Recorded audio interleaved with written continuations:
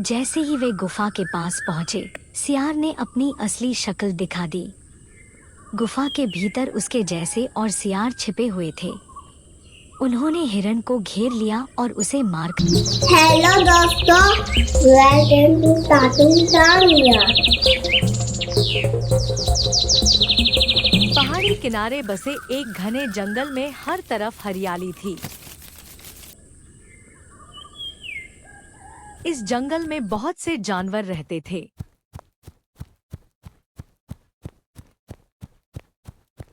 लेकिन उनकी संख्या धीरे धीरे कम हो रही थी। कोई नहीं जानता था कि जानवर अचानक कहाँ गायब हो रहे हैं। अरे भाई, पता नहीं इस जंगल को किसकी नजर लग गई है। हर नए दिन जंगल में से एक जानवर गायब हो जाता है। हाँ भाई, तुम एकदम सही कह रहे हो। जंगल में ये परेशानी एक महीने से शुरू हुई है। देखो ना, कल ही की बात है, मैंने चीकू खरगोश से खूब बात की और उसका हाल चाल लिया।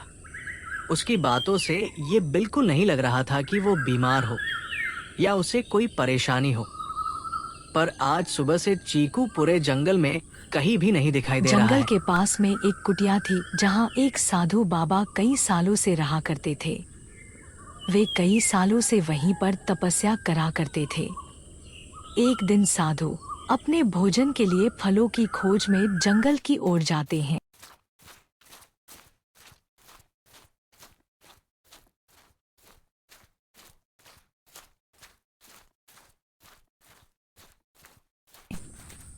और जंगल में अंदर की ओर फलों के बगीचे में आ जाते हैं।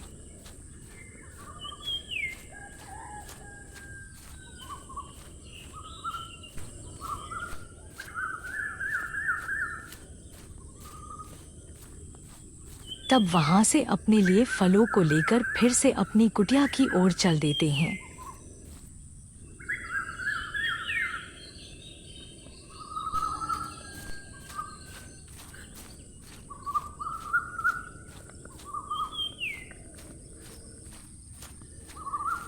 तभी रास्ते में एक जंगली सुअर साधु की तरफ आ जाता है, जो कि कई दिनों से भूखा था। साधु जी के हाथों में फलों को देखकर सुअर के मुंह में पानी आ जाता है और वो अपने मन में विचार करता है, काश ये फल मुझे खाने को मिल जाते, क्योंकि कई दिनों से मैंने कुछ नहीं खाया। पर मुझे पता है ये साधु मुझे ये फल खाने को नहीं देंगे। मुझे इन फलों को खाने के लिए कोई तिकड़म लगानी होगी। मेरी रक्षा करो साधु महाराज, शेर मेरे पीछे लगा है और मेरा शिकार करना चाहता है। मैं बड़ी मुश्किल से अपनी जान बचाकर आया हूँ और वो किसी भी समय यहाँ मेरा पीछा करते हुए आता ही होगा। तुम डरो नहीं, मैं तुम्हें कुछ नहीं होने दूंगा। मुझे बचाइए साधु महाराज, शेर आपके पीछे है। सुअर की बात अचानक सुनते ही साधु मुनि अचंभित हो गए और आनन फानन में उनके सारे फल हाथ से गिर गए, जिसका फायदा उठाकर सुअर उन फलों को खाने लगता है। इधर साधु जब पीछे पलट कर देखते हैं तो उन्हें कोई भी शेर नहीं दिखाई देता है, और जब साधु पीछे पलट कर देखते हैं तो उन्हें सुअर गिरे हुए फलों को खाते हुए दिखाई देता है, जिसे देखकर वो सुअर की चालाकी को समझ जाते हैं और बड़े क्रोध में आकर उसे श्राप दे देते हैं। दुष्ट सुअर, तूने अपना पेट भरने के लिए मुझे बेवकूफ बनाया। जा, मैं तुझे श्राप देता हूँ कि आज से जो तू बोलेगा वही सच हो जाएगा और तू चाह कर भी अपने लिए अच्छा नहीं बोल पाएगा। मुझे माफ कर दीजिए साधु महाराज, ये सब मैंने अपनी भूख मिटाने के लिए किया था। मैंने कई दिनों से कुछ भी नहीं खाया था और जब मैंने आपके हाथों में ये फल देखे तो मेरे मुंह में पानी आ गया और मैंने ये हरकत की। मेरी इस गलती के लिए आप मुझे माफ कर दो और अपना श्राप वापस ले लो। नहीं, अब ये नहीं हो सकता। मेरा दिया हुआ श्राप अब वापस नहीं हो सकता।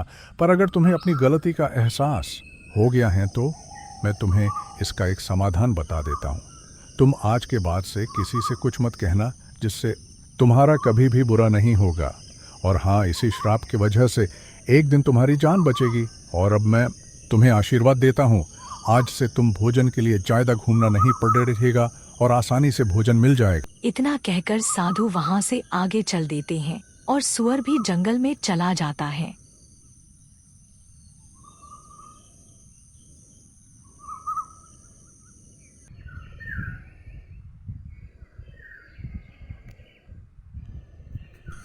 पर थोड़ी ही दूरी पर झाड़ी के पीछे बैठा एक दुष्ट सियार सब कुछ देख रहा था।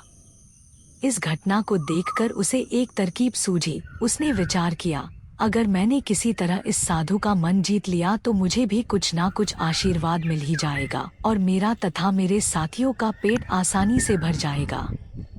और वो सीधे ही जंगल में फलों के पेड़ के पास चला जाता है।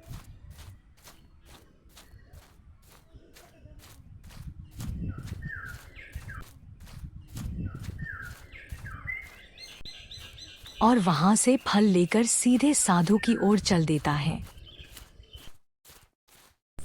कुछ देर के बाद वो साधु के पास पहुंच जाता है और आवाज देता है, सुनिए साधु महाराज, मैं आपके लिए जंगल से कुछ फल लाया हूँ। मुझे लोगों की सेवा करना पसंद है और मुझे आप यहाँ से गुजरते हुए दिखे तो सोचा क्यों ना आपसे पूछ ही लूँ। साधु सियार की बातों से बहुत खुश हो जाते हैं और उससे कहते हैं, मैं तुम्हारी दयालुता देखकर बहुत खुश हूँ। मुझे इन फलों की कोई आवश्यकता नहीं है, मैं अपनी व्यवस्था स्वयं कर सकता हूँ, परंतु मैं तुमसे बहुत खुश हूँ। मांगो, क्या मांगते हो अपने लिए। इधर सियार मन ही मन खुश हो रहा था कि अब तो मैं भी कभी भूखा नहीं रहूंगा।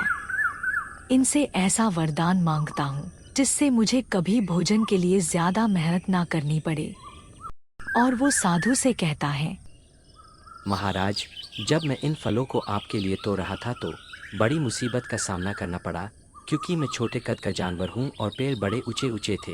तो आप मुझे ऐसा आशीर्वाद दो जिससे मैं जब चाहूँ अपना रूप बदल लूँ और जरूरतमंद जानवरों की सेवा कर सकूं। सियार की बात साधु को पसंद आ जाती है और वो उसे ये आशीर्वाद दे देते हैं और वहाँ से चले जाते हैं। साधु के जाने के बाद सियार मन ही मन फुला नहीं समाता है और सोचता है, चलो अब कभी भूखा नहीं रहना पड़ेगा और अब चलो किसी स्वादिष्ट हिरन का शिकार करता हूँ। इतना विचार कर सियार ने जंगल में एक खतरनाक खेल शुरू कर दिया। यह हिरन तो बड़ा भोला लगता है, इसे फंसाना आसान होगा। सियार ने अपनी शक्ति का इस्तेमाल किया और एक दूसरे हिरन के बच्चे का रूप धारण कर लिया। अब वह उसी हिरन के पास गया।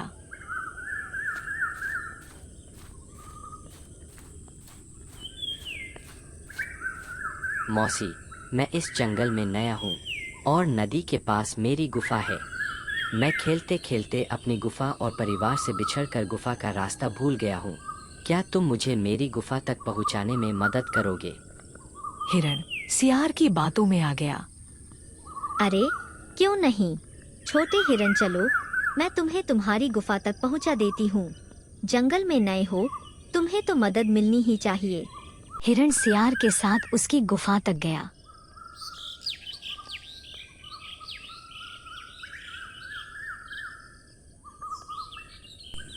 जैसे ही वे गुफा के पास पहुंचे, सियार ने अपनी असली शक्ल दिखा दी। गुफा के भीतर उसके जैसे और सियार छिपे हुए थे। उन्होंने हिरण को घेर लिया और उसे मारकर खा गए। ऐसा कई महीनों तक चलता रहा।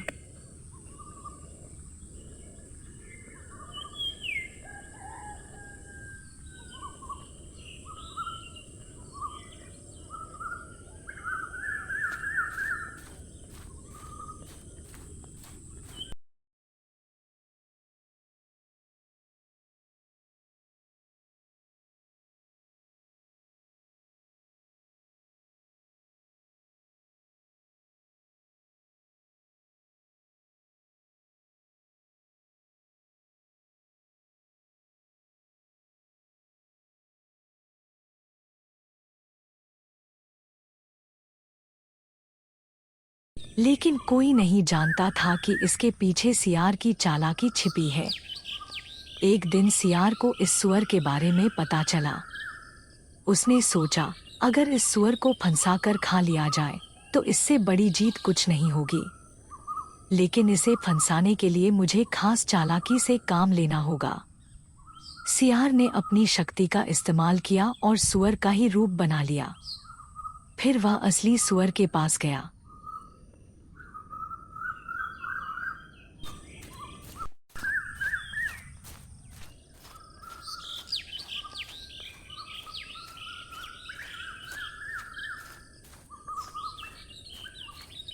भाई, मैं तुम्हारे जैसा ही एक सुअर हूँ। इस जंगल में नया आया हूँ। अपनी गुफा का रास्ता भूल गया हूँ। क्या तुम मेरी मदद करोगे? सुअर ने सियार की बातों पर भरोसा कर लिया। तुम चिंता मत करो, मैं तुम्हें तुम्हारी गुफा तक पहुंचा देता हूँ। चलो मेरे साथ। सुअर सियार के साथ गुफा की ओर चल पड़ा।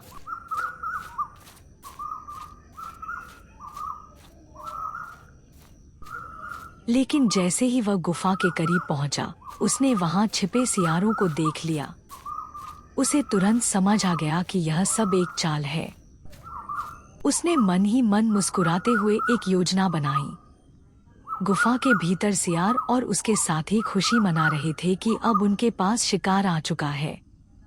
लेकिन सुअर ने चुपचाप खड़ा होकर कहा, वाह, तुम सबने मुझे यहाँ लाकर बहुत अच्छा किया, लेकिन तुम यह नहीं जानते कि मैं एक काली जुबान का सुअर हूँ। जो भी कहता हूँ वह सच हो जाता है, और मैं कहता हूँ कि तुम सब आपस में लड़ो और एक दूसरे को मार डालो।